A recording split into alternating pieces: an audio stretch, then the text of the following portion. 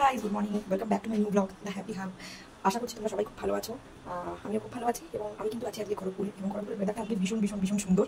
সারাদিন বৃষ্টি হচ্ছে এবং 3-4 দিন ধরে বৃষ্টি হচ্ছে, আজকে নয়। আজকে তো সকাল থেকে টিপটিপ করে বৃষ্টি, আমি বাজার যাবো ভেবেছিলাম, যাওয়া হয়নি। তো ওয়েদারটা ভীষণ সুন্দর আর হাওয়া দিচ্ছে, একদমই গরম নেই। তো আমি ভাবলাম যে আজকে একটু খিচুড়ি বানানো যাক। আমি আর কৌশিক হয়েছি আমার হাজব্যান্ড, তো ভাবলাম খিচুড়ি বানানো যাক। তো প্রথমেই কিন্তু দেখো এক মগ চা বানিয়ে নিয়েছি, চাটা ছাড়া কিন্তু আমার দিন শুরু হয় না। তো টাটা ইলাইচির চা বানিয়ে নিয়েছি আদা ফাদা দিয়ে ভালো করে। তো চাটা খেতে খেতে কিন্তু আমি খিচুড়ির জন্য যে ডালটা মানে ভাজতে হয় শুকনো খোলায়, ডালটা কিন্তু আমি ভাজা শুরু করে দিয়েছি। তো তোমাদের সঙ্গে সেই খিচুড়ি রেসিপিটাই শেয়ার করবো বলে আমি কীভাবে বানাচ্ছি। তো সেই জন্য কিন্তু আমি আর কি এলাম, ভাবলাম তোমাদেরকে ভিডিও করে শেয়ার করি। কারণ তোমরাও আজকে এরকম বৃষ্টির দিন নিশ্চয়ই সব জায়গায় এরকম বৃষ্টি হচ্ছে, সবাই খিচুড়িটা খেতে পারবে এবং সিম্পলভাবে ভালোভাবে খেতে পারবে। তো সেই জন্য আমি কিন্তু তোমাদের সাথে রেসিপিটা শেয়ার করবো বলে এসেছি। তো চলো দেখি।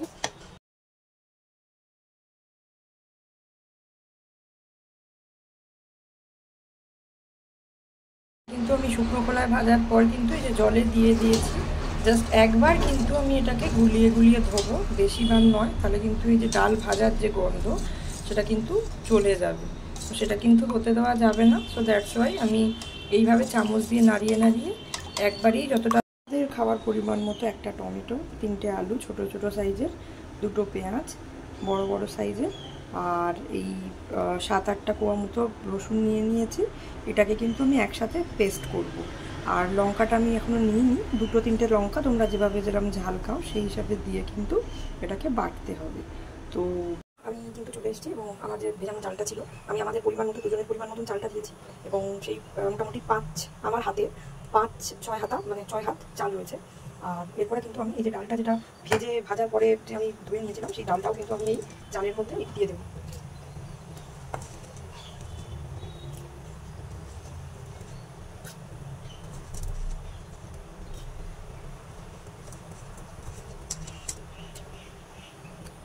ডালটা দেওয়ার পর কিন্তু চাল আর ডালটাকে একবার ভালোভাবে মিশিয়ে নেবো, যাতে এটা পুরোটাই ডালের সাথে মিশে যায়, চাল আর ডালে একসঙ্গে। তো দেখো আমি কিন্তু খুব সুন্দরভাবে এটাকে মিশিয়ে দিয়েছি। মেশানোর পরে এবার আমাকে যেটা করতে হবে সেটা হচ্ছে আমাকে দিতে হবে এর মধ্যে কিন্তু আমাকে দিয়ে দিতে হবে পরিমাণ মতো হলুদ, আর তার সঙ্গে কিন্তু আমি দিয়ে দেবো রঙের জন্য হলুদটা দেওয়া হলো, এবং তার সাথে কিন্তু আমি দিয়ে দেবো নুন স্বাদ অনুসারে। আমি কিন্তু এখানে 1.5 টেবিল চামচ মতো নুন দিলাম। 1.5 টেবিল মানে দেখতে পাচ্ছ চামচটা অনেকটাই বড়। আর হলুদ কিন্তু আমি 1 চামচ মতো দিলাম। দেওয়ার পর কিন্তু ভাতটাকে ভালো করে মিশিয়ে নেবো। একদম মেশানো হয়ে গেলে আমি তখন শুকনো খোলায় যে তেজপাতাটা দিয়েছিলাম, তোমাদের হয়তো মনে পড়ছে, তেজপাতাটা কিন্তু আমি দিয়ে দেবো এর উপরে।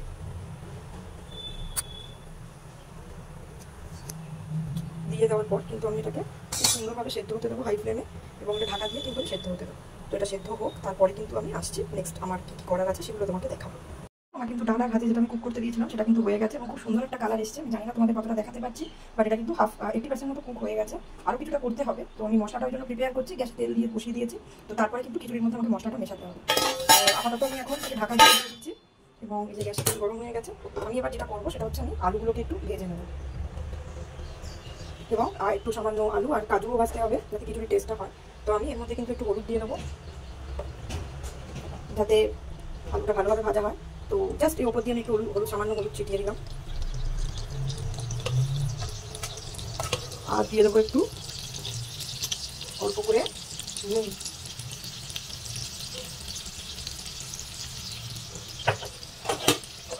নুন দেওয়ার পর আমি কিন্তু আলুগুলোকে ভালো করে ভেজে নেবো। তোমরা যে যেমন আলু খাও সেই হিসাবে কিন্তু আলু ভাজবে। আমরা যেহেতু দুটো মানুষ, তো আমাদের জন্য এই আলুগুলো কিন্তু এলাম, আমরা বেশি আলু কিন্তু খাই না। তো আমি কিন্তু এটাকে হালকা করে গোল্ডেন ব্রাউন করে ভেজে নেবো।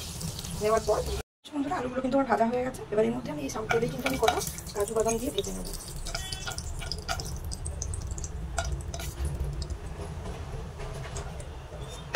দেখতেই পাচ্ছ আমি সামান্য কটা কাজু কিন্তু তেলে দিয়ে দিয়েছি ভাজার জন্য।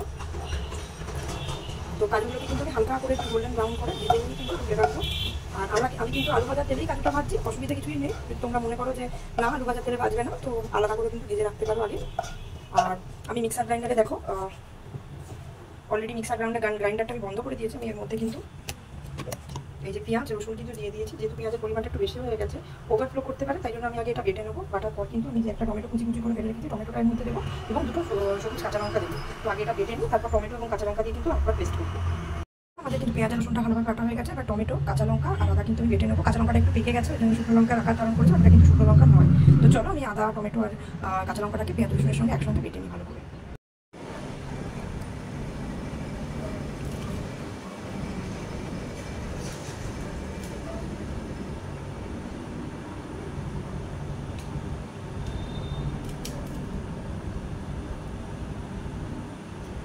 কিন্তু তেল গরম করে নিয়েছি, এর মধ্যে কিন্তু আমি দিয়ে দিচ্ছি কটা গোটা গরম মশলা, যেরকম এলাচ, দারচিনি আর লবঙ্গ দিয়ে দিয়েছি। আর দারচিনিটা একটু বেশি করে দিলে ভালো হয়, গন্ধটা সুন্দর আসবে। তো আমি আরেকটা দারচিনি কিন্তু একটু হাফ করে দিয়ে দেবো। দারচিনিগুলো না কৌটোর ভিতরে একদম তলায় ঢুকে গেছে, এই জন্য অসুবিধে হচ্ছে আর কি। তো আমি কিন্তু দারচিনিগুলো সব দিয়ে দিয়েছি।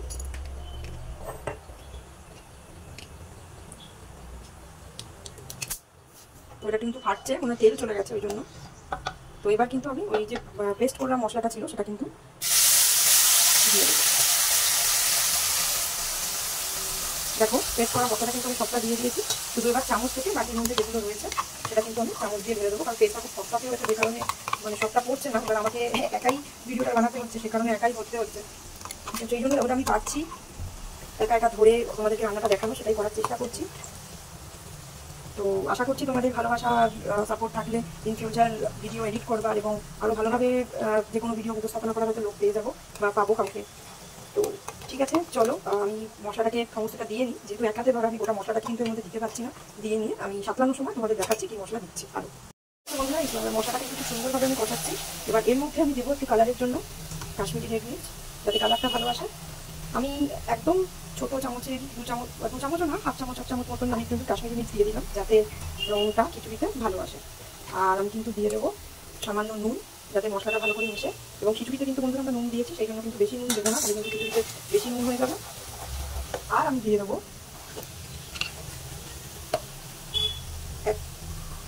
এক চামচ মতো জিরে গুঁড়ো, ছোটো চামচে। আর দেবো এক চামচের মতো ধনে গুঁড়ো। দেখো দেওয়া হয়ে গেছে, কিন্তু আমি কিন্তু এবার এটাকে সুন্দর করে মিশিয়ে নেবো। আর এটাতে কিন্তু কোনো জল দেওয়া যাবে না, কারণ হচ্ছে খিচুড়িতে অলরেডি আমাদের কিন্তু সম পরিমাণ জল, ডাল, চাল সব রয়েছে। তো বেশি জল দিলে কিন্তু মশলাটার মধ্যে যে টেস্টটা সেটা কিন্তু আসবে না।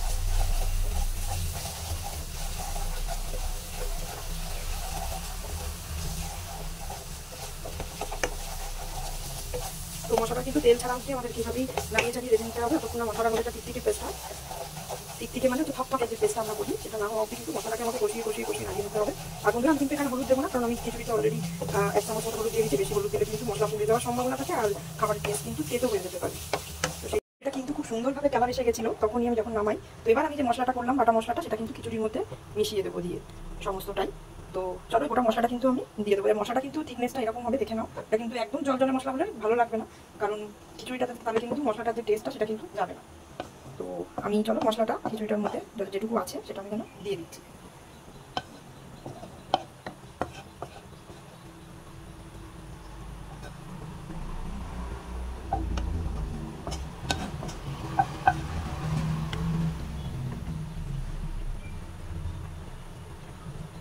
দেখো সুন্দরভাবে নাড়িয়ে নিচ্ছি। অ্যাকচুয়ালি একা হাতে না সবটা ভিডিও করা বা দেখানো খুব চাপ। আর সমস্ত ইউটিউবার বন্ধুদের এখন মানে ইউটিউব মানে ধরার লোক থাকে, আমার কেউ নেই। তো আমার আপাতত ওইভাবেই করতে হবে, কারণ আমার পক্ষে সম্ভব না কাউকে এখন বলা যে ধরার জন্য। তো আমি এইভাবেই করার যতটুকু দেখানোর যেভাবে পারছি আমি দেখানোর চেষ্টা করছি তোমাদের সাথে। তো একটু কষ্ট হতে পারে, তার জন্য আমি আগেই ক্ষমা চেয়ে নিচ্ছি যদি কোনো ভুল ত্রুটি হয়ে থাকে দেখাতে। তো দেখে নাও আমি কিন্তু সুন্দরভাবে মশলাটাকে কিন্তু যতটুকু যা ছিল আমি কিন্তু মিশিয়ে নিয়েছি। এবার সুন্দর করে কিন্তু আমার কাজ হচ্ছে এটাকে মিশিয়ে দেওয়া। এটা কিন্তু মশলা দিয়ে ভালো করে মিশিয়ে নেওয়ার পর একটু সেদ্ধ হতে দিয়েছিলাম। তারপরে আমি এখানে কিন্তু ভেজে রাখা আলুগুলো বসিয়ে দিয়ে দেবো, যাতে আলুগুলো ভালো মতন সেদ্ধ হয়ে যায় খিচুড়ির সাথে। এবং কাজুগুলো কিন্তু আমি রেখে দেবো, কারণ কাজুগুলো যদি দিয়ে দিই এই পর্যায়ে গলে যেতে পারে। তাই আমি এখন এটা দেবো না, আমি জাস্ট আলুগুলো দিয়ে কিন্তু খিচুড়িটাকে একটু রান্না হতে দেব। তো চলো আমি এখন আপাতত এটাকে ঢেকে দিচ্ছি যতক্ষণ এটা ভালোভাবে সেদ্ধ হয়। রেডি হয়ে গেছে, মশলা মিশে গেছে এবং খুব সুন্দর একটা স্মেল ছাড়ছে। তো আমি কিন্তু এই পর্যায়ে একটু হাতা দিয়ে নাড়াচাড়া করে নেবো খিচুড়িটাকে সুন্দর করে, যাতে উপর নিচে এক হয়ে যায় সব মশলাগুলো। এবং মশলা থেকে কিন্তু তেল এবং জল দুটোই ছাড়া কিন্তু শুরু হয়ে গেছে। তো একটু সামান্য কুক করতে হবে। তো আমি এই পর্যায়ে কিন্তু একটু দিয়ে দেবো ঘি আর গরম মশলা। তো ঘি গরম মশলাটা আমি দিচ্ছি।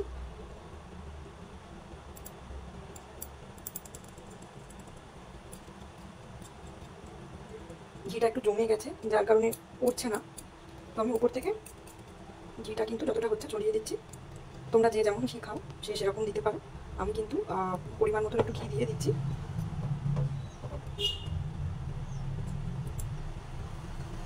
কারণ ঘিটা না দিলে কিন্তু খিচুড়ির টেস্ট থাকে না, হয় না। ঘি কিন্তু আমি দিয়ে দিয়েছি বন্ধুরা, দেখতেই পাচ্ছ। এবার আমি কিন্তু হাতা দিয়ে সুন্দর করে ঘিটাকে নাড়িয়ে দেবো, তাতে ঘিটা কিন্তু উপর নিচে ভালোভাবে মিশে যায়, যাতে খিচুড়ির মধ্যে স্মেলটা ভালো আসে। এবং এখানে কিন্তু আমি এবার এই কাজু যেগুলো ভাজা কাজু ছিল সেগুলো কিন্তু একে একে ছড়িয়ে দেবো খিচুড়ির উপর দিয়ে। আর কিন্তু আমাদের তেমন কিছু করার নেই। আর এবার কিন্তু আমাকে একটুখানি চিনি মেশাতে হবে, কারণ আমরা কিন্তু রান্নাটাকে এখনো চিনি দিই। এখন চিনি দিলে সেদ্ধটা তাড়াতাড়ি হয় না, সেই জন্য চিনিটা আগে দেওয়া হয়নি। তো আমরা এবার কিন্তু একটু চিনি দিয়ে দেবো। ঘি নুন চিনি যতটা তা মেশানোর মিশিয়ে ফেলেছি। এবার উপর থেকে একটু গরম মশলা ছড়িয়ে দিতে হবে সামান্য। আর কিন্তু এখানে কিছু করার নেই, দিয়ে কিন্তু এটাকে মিশিয়ে নিতে হবে। আমি কিন্তু এভারেস্টের গরম মশলা ইউজ করেছি, যে যে ধরনের গরম মশলা খাও খেতে পারো, এবং অনেকে বাড়িতে বানিয়ে দাও সেটাও দিতে পারো। তো দেখো আমি কিন্তু সুন্দর করে খিচুড়িতে মিক্স করে দিয়েছি। দিয়ে কিন্তু এবার আমি কিন্তু এবার ঢাকা দিয়ে আরও 10 মিনিট মতন কিন্তু এটাকে মিশিয়ে নেবো, সেদ্ধ করে নেবো। তাহলে কিন্তু আমার খিচুড়ি রেডি।